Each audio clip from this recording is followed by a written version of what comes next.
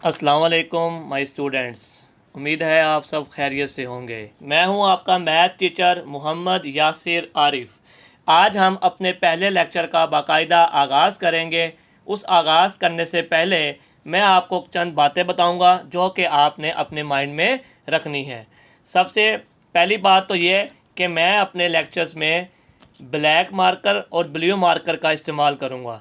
तो आपने अपने पेपर में ब्लैक की जगह ब्लू मार्कर इस्तेमाल करना है और ब्लू मार्कर की जगह ब्लू पेन इस्तेमाल करना है ताकि आपकी राइटिंग बेस्ट लगे और आपको मैक्सिमम मार्क्स मिल सकें। मेरे लेक्चर इंग्लिश मीडियम और उर्दू मीडियम दोनों स्टूडेंट्स के लिए होंगे। दोनों स्टूडेंट्स मेरा मेथड देखेंगे और जैसे मैं अपने मेथड में क्वेश्चंस करूँगा आपने भी अपने क्वेश्चंस को वैसे ही सोल्व करना है। चलें आए आज हम अपने लेक्चर का बाकायदा आगाज़ करते हैं। Unit number 1 matrices and determinants. Unit number 1 है हमारा कालिब और कालिबों का मक्ता। तो सबसे पहले हम इसकी डिफ़ाइन पर जाएंगे कि हमारे पास मैट्रिक्स की डिफ़ाइन क्या है। Matrix a rectangular array or a formation of a collection of real numbers, say 0, 1, 2, 3, 4 and 7, such as 1, 3, 4, 7, 2, 0 and then enclosed by brackets is said to form a matrix। इसको अब उर्दू में बयान करता हूँ। हकीकी आदाद की मदद से एक मुस्ततीली बनावट मसलन 0, 1, 2, 3, 4 और 7 नंबरों की मदद से बनावट, इस तरह इसको लिखने को ब्रैकेट में बंद कर देने को कालिब कहा जाता है। चलें अब इसकी एग्जांपल देख लेते हैं। एग्जांपल कैसे होगी इसकी। आप एग्जांपल लिखेंगे, कोई भी नंबर है आपके पास, उसको मैट्रिक्स को नाम दे लेते हैं ए मैट्रिक्स। ये वाले आप ब्रैकेट्स लगाएंगे, ठीक है। अब आपने इसके अंदर कोई भी नंबर्स लिख सकते हैं 1, 2, 3, 4। फिर आप इस एग्जांपल को ऐसे भी देख सकते हैं b इज़ इक्वल टू 1, 2, 3, 4, 5, 7। तो ऐसे लिखने को हम मैट्रिक्स कहते हैं, उर्दू में इसे कालिब कहते हैं। तो आपने कोई एक एग्जांपल आपने पेपर में देनी है, इसके अलावा आप कोई भी एग्जांपल दे सकते हैं। इसके बाद नेक्स्ट डिफ़ाइन है हमारे पास रो की। अब रो की डिफ़ाइन क्या होगी, यहाँ से हम रो की डिफ़ाइन करेंगे। यहाँ से आप इसको निशान लगा लेंगे अपनी बुक पे।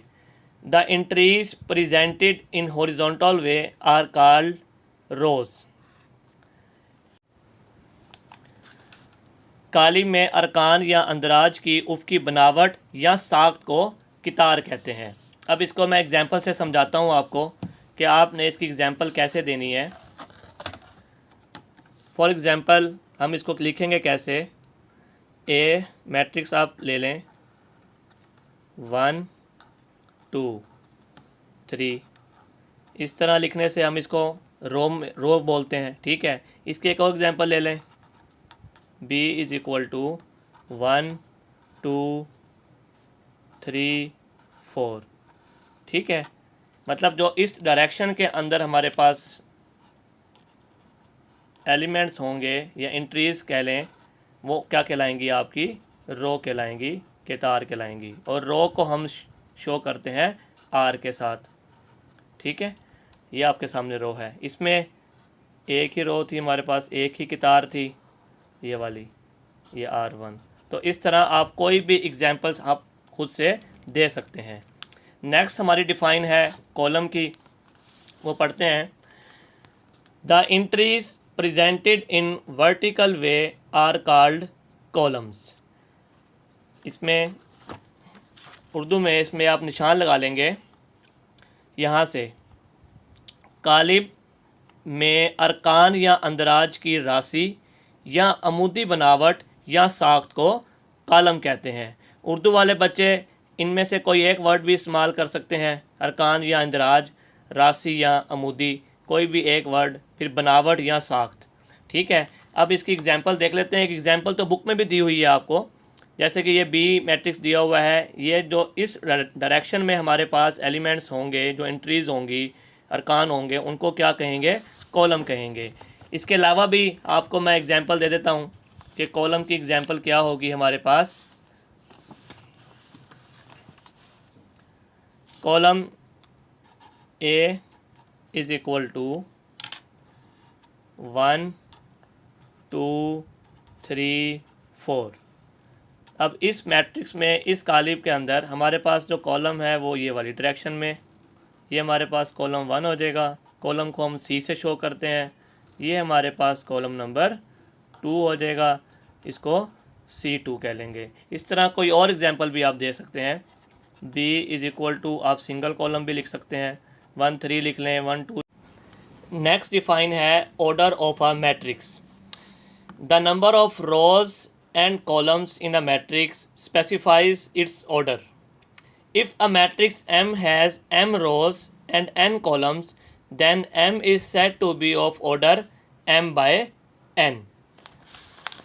उर्दू मीडियम स्टूडेंट्स, कितारों और कालमों की तादाद से कालिब के मर्तबे का तयन होता है। अगर एक कालिब M में कितारों की तादाद m हो और कालमों की तादाद n हो तो कालिब M के मर्तबे को m बाय n से ज़ाहिर करते हैं। अब इसको एग्जांपल से मैं समझाता हूँ कि आपने इसको कैसे लिखना है। आपने बस ये याद रखना है कि जो आपके पास रोज़ होंगी, कितारें होंगी, उनको हमने m से लिखना है, और जो आपके पास कॉलम्स होंगे उनको आपने n से लिखना है। और ये फार्मूला आपने याद रखना है m बाय n, कि आपने अपने कालिब के मर्तबे को कैसे लिखना है। अब इसको एग्जांपल में आपने इसको देखना है गौर से कोई भी एग्जांपल आप ले सकते हैं। a is equal to 4 5 6 7 8 9। ठीक है, अब इसमें सबसे पहले आपने बतानी है अपनी रोज़ कितनी है, ठीक है, और कॉलम्स कितने हैं।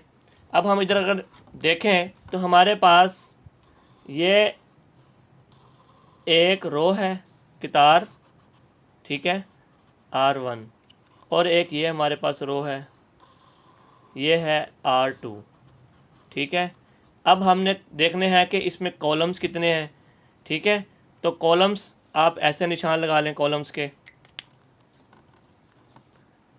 ये आपके पास कॉलम C1 हो गया, ये आपके पास कॉलम C2 हो गया, और ये आपके पास कॉलम C3 हो गया, ठीक है। तो अब फार्मूला क्या है, order of matrix. Urdu medium वाले बच्चे इसको लिखेंगे कालिब का मर्तबा, ठीक है। अब ये क्या होगा, m बाय n।